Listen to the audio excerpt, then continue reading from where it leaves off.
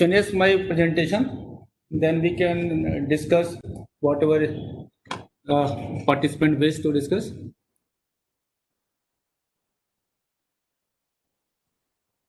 Yes, sir. Now better sound. So as you know, globally, India is having around 2% of the land resources, 4% of the utilized water resources, and 18% of the world population we are housing. So automatically, we can see the implication vis-a-vis our population and the availability. So we should not copy blindly any of the world model, especially in respect of the water resources.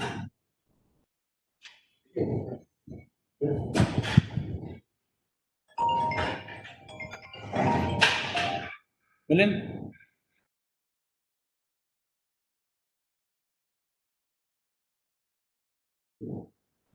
So if we see into the annual utilizable water resources of the country, we can focus on the lower one figure, that the 1869 BCM is the per annum what we are getting. But if you further go, uh, annual utilizable water resources that we are having 1137 BCM per annum.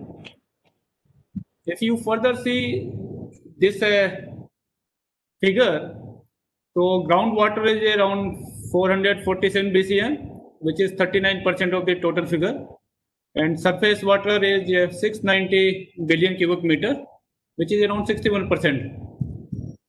If I focus on the surface water, because I am talking about the dam, so around 300 billion cubic meter of water we have created a storage as on date through the large and medium dams, which is about 43% of the total, you can say, surface water resources that we can use.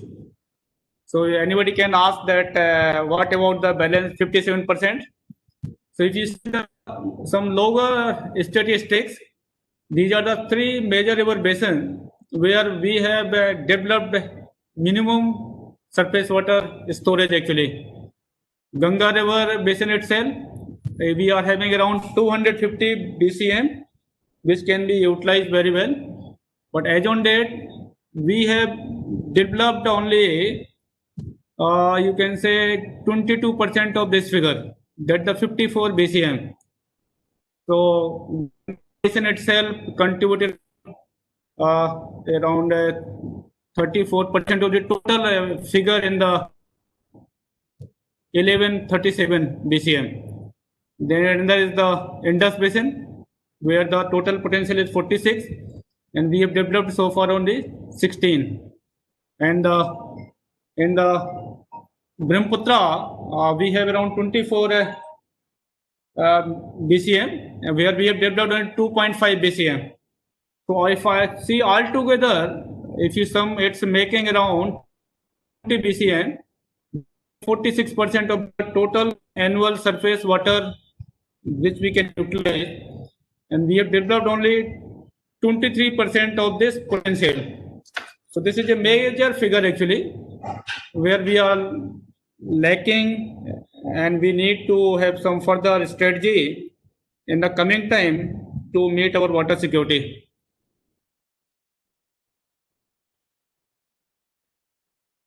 Globally, if you see the position of the India in terms of the large dams, I called as on date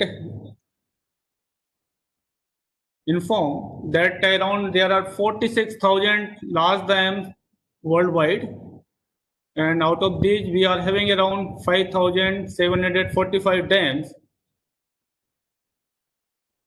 Major dam owner is the China with the 23,800 dam around, followed by the USA, more than 9,000 dams.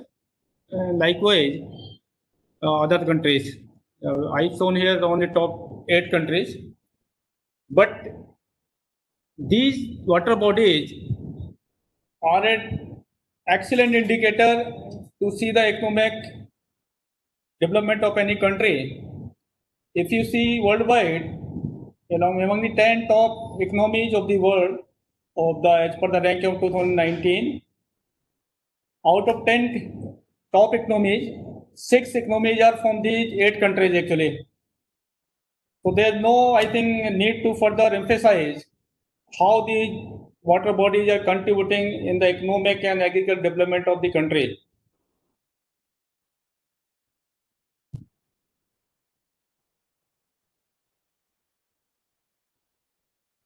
This is the statistics about the various states. So Maharashtra tops the list of the last dam, followed by the Madhya Pradesh, Gujarat, and Chhattisgarh, Karnataka, Rajasthan, like that. You can say the central and the western part of the country are having maximum number of dams. This is the age of our Indian dams. So you can see here in this chart, around 80% of our dams are more than 25 years old, and around 300 dams are more than 100 years old. And each year, this decadal value, you can say, is increasing statistically as we can see the actual age of these dams. So it's a good indicator that what we should do to keep these assets in excellent health and upkeep.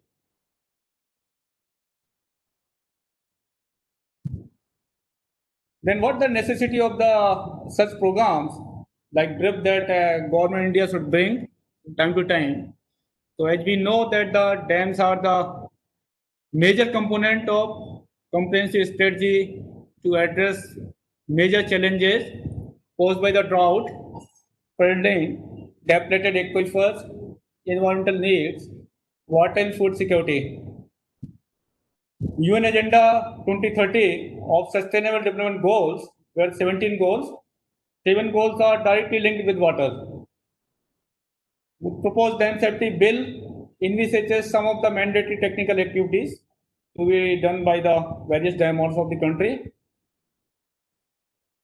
And in the last slide, you have seen that the more than 80% of the dams are more than 25 years in age. Due to deferred maintenance, some of these dams have associated risks with huge consequences. The existing dams have been constructed with substantial investments, including substantial ones in terms of social and environmental cost. In addition to various stresses, new threats posed by changing climate also playing an important role in augmented associated safety risks to these bodies. Therefore, safety and the health of these water bodies in the country is paramount importance for all of us in order to ensure water security, food, and energy up to some extent.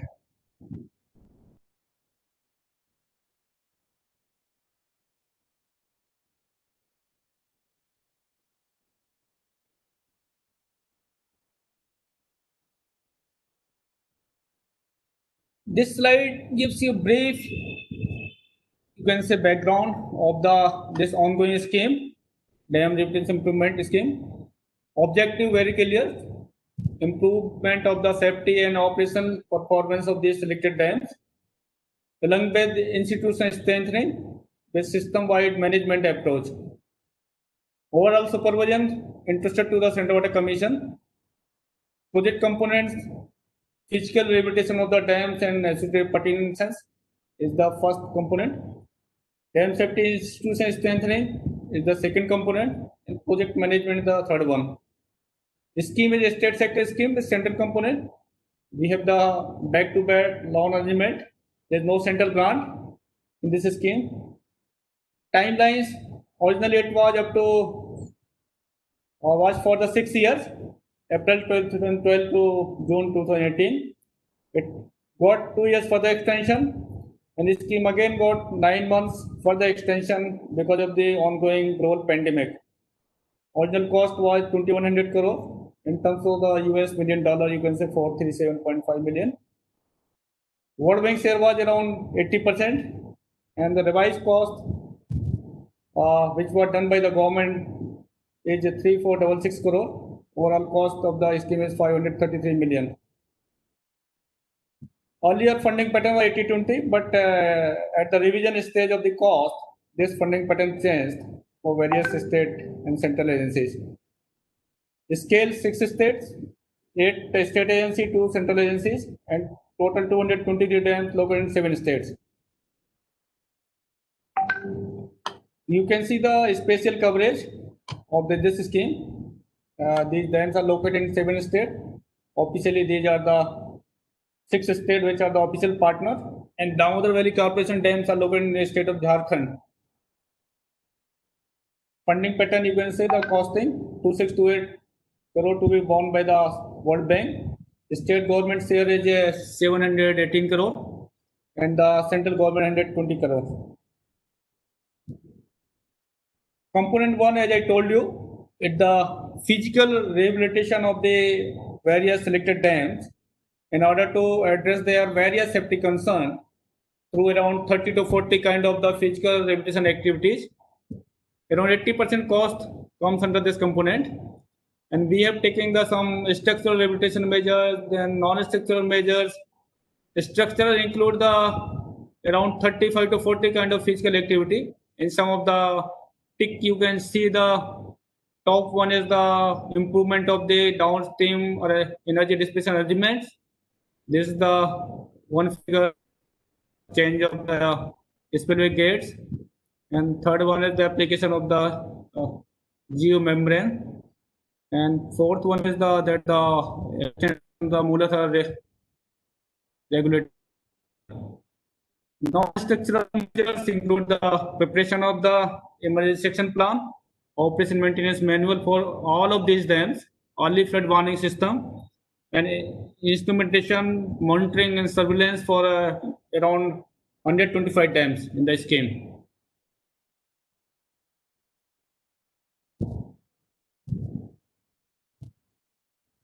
Component 2 deals with the dam safety institution strengthening, customized trainings.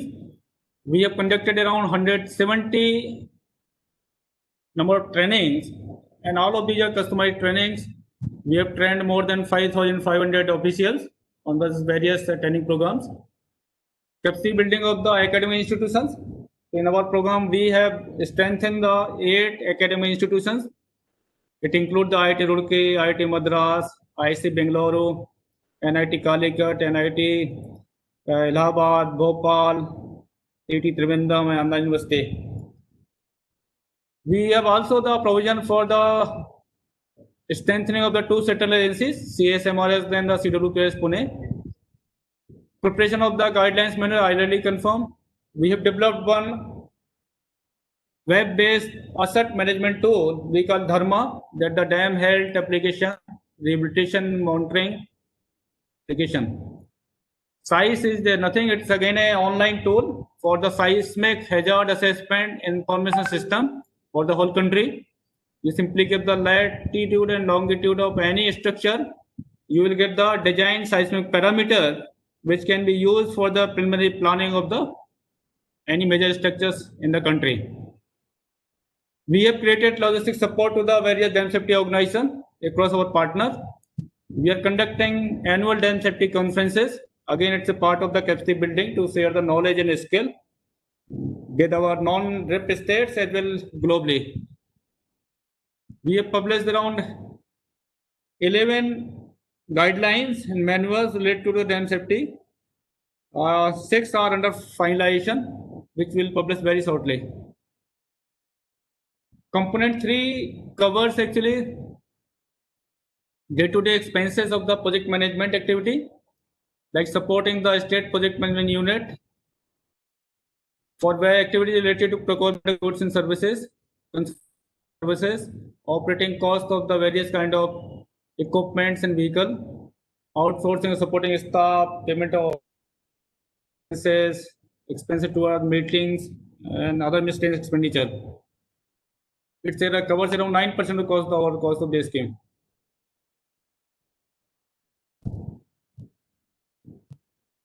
Physical rehabilitation, which is a first component, you can see the direct impact. Ultimately, it's contributing the water security by addressing various safety concerns of the dams.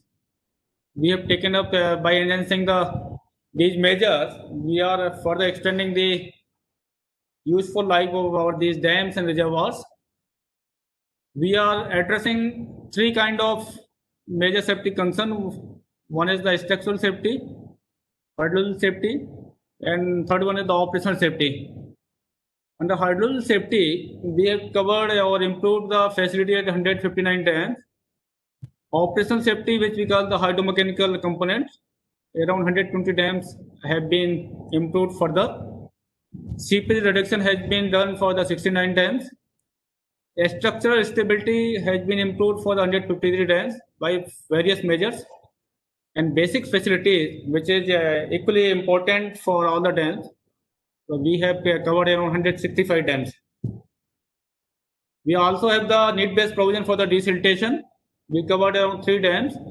Ultimately, we are restoring the original reservoir capacity, which had been lost over a period of time through the sedimentation.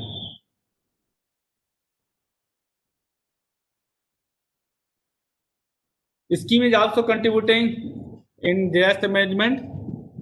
We have conducted around 222 dam break analysis and addition mapping. And mapping not only include the, you can say, inundated area, but it covers all the minute detail which are necessary for the evacuation of the people and manage the disaster. Just like where are the your shelters, what are the you can safe routes during the dam failure. Then we have geotagged all these things, these locations. We have done the vulnerability assessment, which include the maximum velocity of the flood wave, arrival time of the flood wave, depth of the flood wave, and up to how much time these are impacting basically for the withdrawal of the flood, and what the percentage of population that which can say the senior people or senior citizen and children which are being impacted in case of dam failure. We have actually implemented the prepared emergency action plan uh, through new initiative we call the stakeholder consultation meetings, where we are inviting affected downstream public residing in various villages, towns, and we are inviting all the central and state disaster management agencies which are part of the disaster management. So we conducted around 42 meetings in the last 1 year. Because of the COVID, actually, we are not able to proceed further. Other, we have touched upon more than 100 to 150 meetings. This is a new activity which has been appreciated very well by the NDM and other state management agencies in the country. Emergency action plans we prepared so far 179 dams, and we have published around 156 EAPs so far.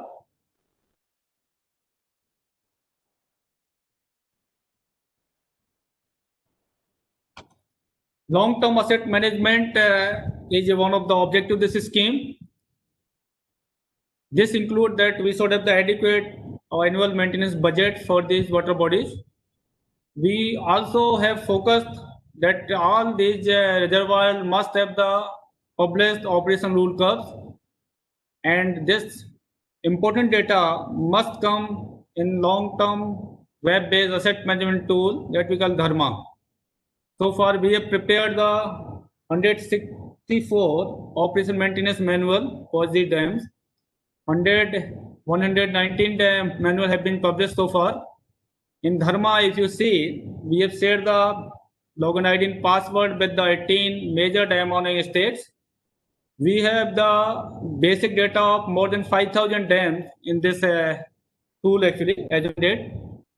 We have around the majority of the data for 1,467 dams, and official users around 1,000 dams, which are only the major dam owners.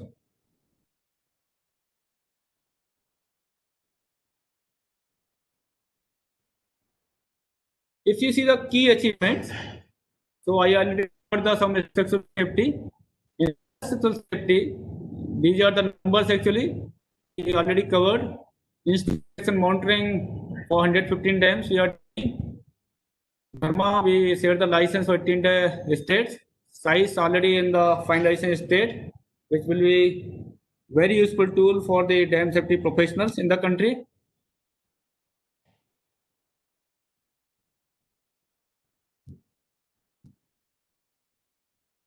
Institutional strengthening that I told you, around 184 trainings covering from around 5,500 official trained. Academic partners 8 numbers, central agencies 2 numbers. Guidelines published so far 11 and 6 yet to come. Dharma, as I told you, Dharma is dam health application and rehabilitation monitoring application. Dam health and rehabilitation monitoring application, correct. And you see here, around 85% of the static data already covered in the Dharma. It's a very good tool and developed first time in India just to have the important data related to these bodies at one place and have the various kind of access to the dam owners and the central governments so that we can regulate them, we can monitor their health and we can see what they are doing at their end.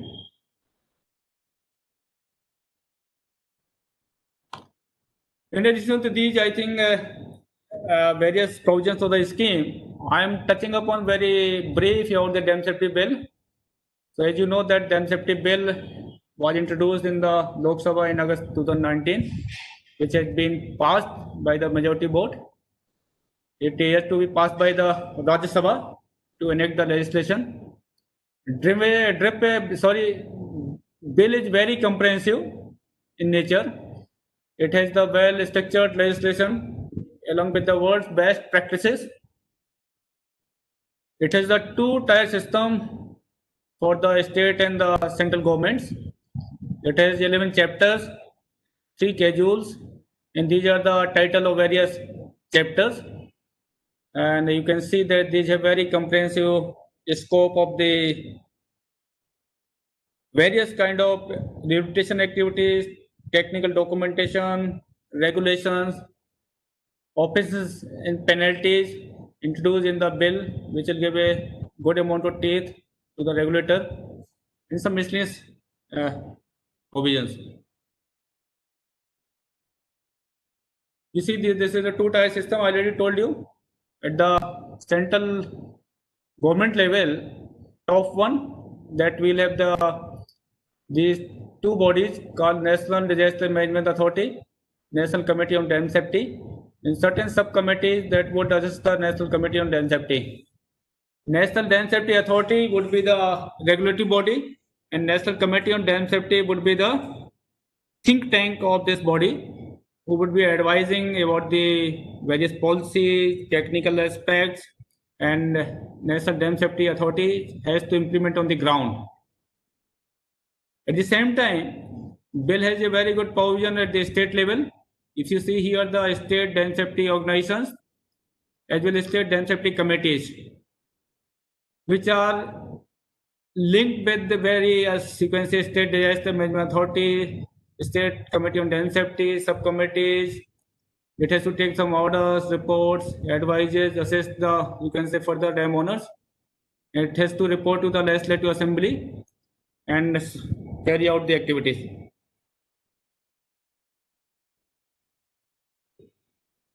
DRIP, which is how they start the dam safety bill. So DRIP is implementing the majority of the dam safety bill provision on ground as on date.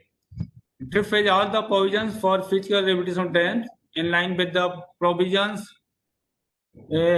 dam safety bill to address various safety concerns.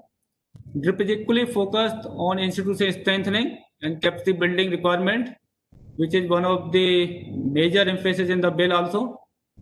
DRIP also focuses on the need for disaster management plans, early flood warning system, comprehensive dam safety evaluation, operation maintenance manual, risk assessment, instrumentation and automation, asset management system, documentation, It simply tells you the technical regulation, which we call the guidelines and manuals, which are mandatory in the bill.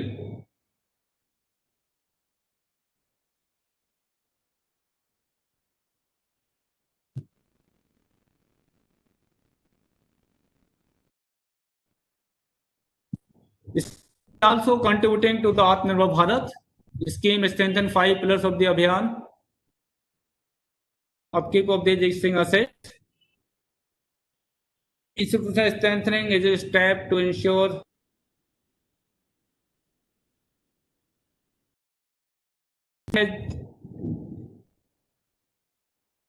scheme has generated an opportunities for the Indian professionals to provide technical support to various African and South Asian countries in the area of dam safety. India is also emerging as a hub of the knowledge in various aspects of dam safety. India also earned some global recognition through this ongoing scheme drift. We have also carried out some reform initiative. You can say dam safety legislation is under progress. Proposed bill is very comprehensive and will strengthen the institutional and operational mechanism at central and state levels. This bill is simply dealing with the operational and safety part of the existing assets. It's in no way imposes upon the ownership right or water sharing right of any of the dam owners or the state governments. This is linked to this bill is having the how to deal in case of there is a disaster because of the dam failure. New scheme which we are in the process of roll out very shortly.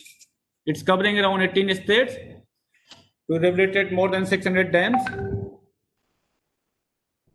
and it will be implemented in period 10 years in two phases. Each phase of the 6 years.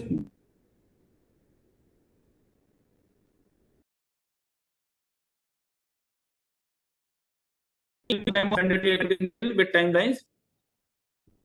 This scheme is also bringing the culture of dam safety through various schemes by taking the various important activities like the dam asset management through Dharma, dam data sharing among concerned states related to operation aspect during early flood warning and disaster management.